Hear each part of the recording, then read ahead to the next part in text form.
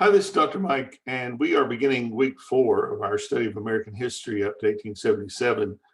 This week's a very critical week because we begin to study the founding of the country in the post-revolutionary era. And I think that, as I said in my introduction to the lesson plan for the week, I don't think many people understand the time frame that was involved in the post-Revolutionary War period. The war ends in 1781. It is 1783 before there is a treaty with Great Britain. And then it's 1789 before we have a US Constitution that has been ratified. So there's about a 10-year period in there, 8, 9, 10 years, in which the American colonies still are developing their identity and developing who they are and the concept of becoming a United States of America. So it takes a while. So what were they doing during that 10 years? Each group went back home to their colony and they set up state governments. And they got to experiment with the kind of government that worked and what didn't work. Some set up a unicameral legislature with a governor. Some set up a bicameral legislature, much like they had in England with a Senate and a House of Representatives. So for a few years, they got to test the waters to see what kind of government would work. We can't impress enough upon you the fact that this is a completely new experiment, as it was called, the Great Experiment in America, of setting up a government. Governments have always been formed by the aristocracy, basically, and for the first time here, we find the regular people forming a government of rights and privileges, and so they're really experimenting. They're operating for that 10 years under the Articles of Confederation, which are very weak. In fact, they weren't able to raise funds, so they couldn't tax people or tax anything in order to raise the money to pay off their war debt. And they did have quite a bit of war debt. They owed, many of the founding fathers had invested from their personal fortunes in this. They owed France, of course, and their inability to pay France back what they had borrowed will be one of the factors that will lead to the French Revolution of 1789, because France had basically overextended itself. And so as a result, the people rise up in rebellion.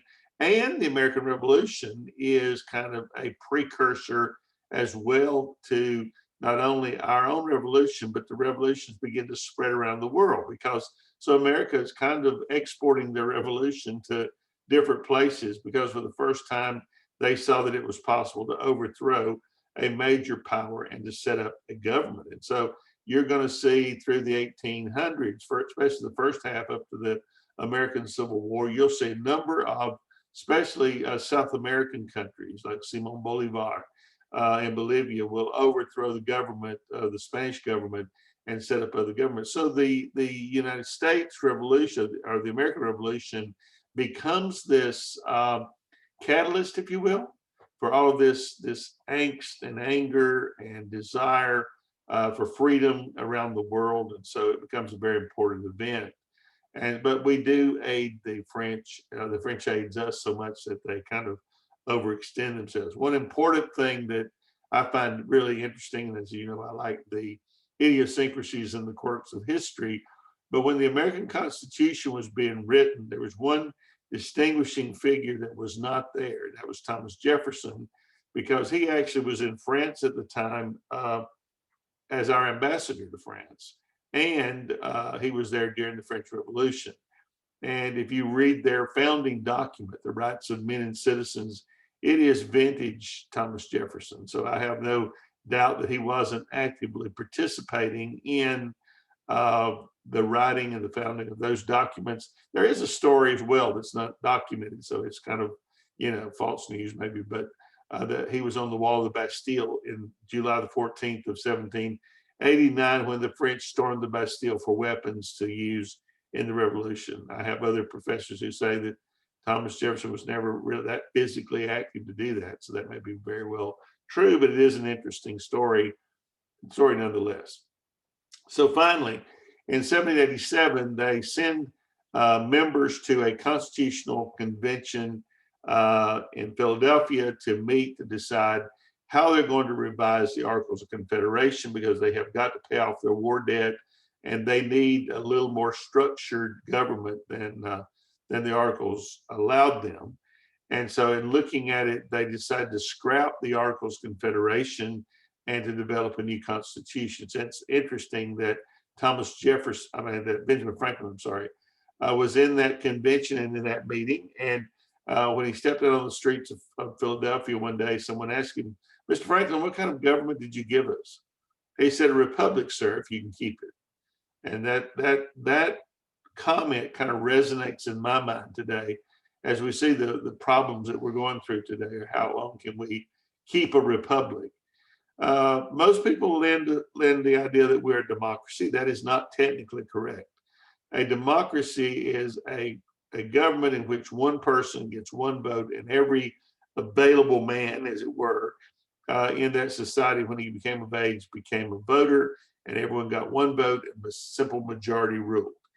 The problem with that is that in larger societies, the only place that was ever put into practice, that was ever a true democracy, was in Athens, Greece, and a much smaller number of people. Wide area, it's impossible to do majority voting. And so our founding fathers decided that we would do better as a democratic republic, in which the people would elect their leaders, send them to Washington, or send them to the Capitol, wherever it would be at the time. It wasn't there yet.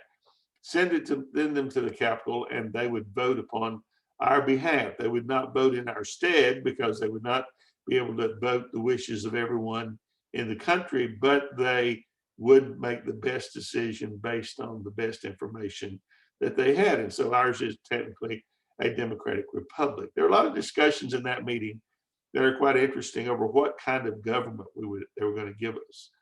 Some wanted to make George Washington a king and set his family up as royalty.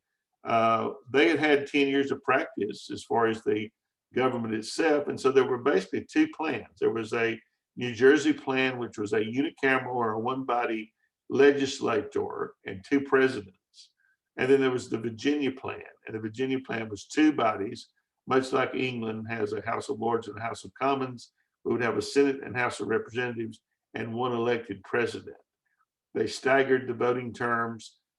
President was 4 years, senators were 6 years, House of Representatives were 2 years. And so they were very much like the English House of Commons, and the Senate was very much like the English House of Lords.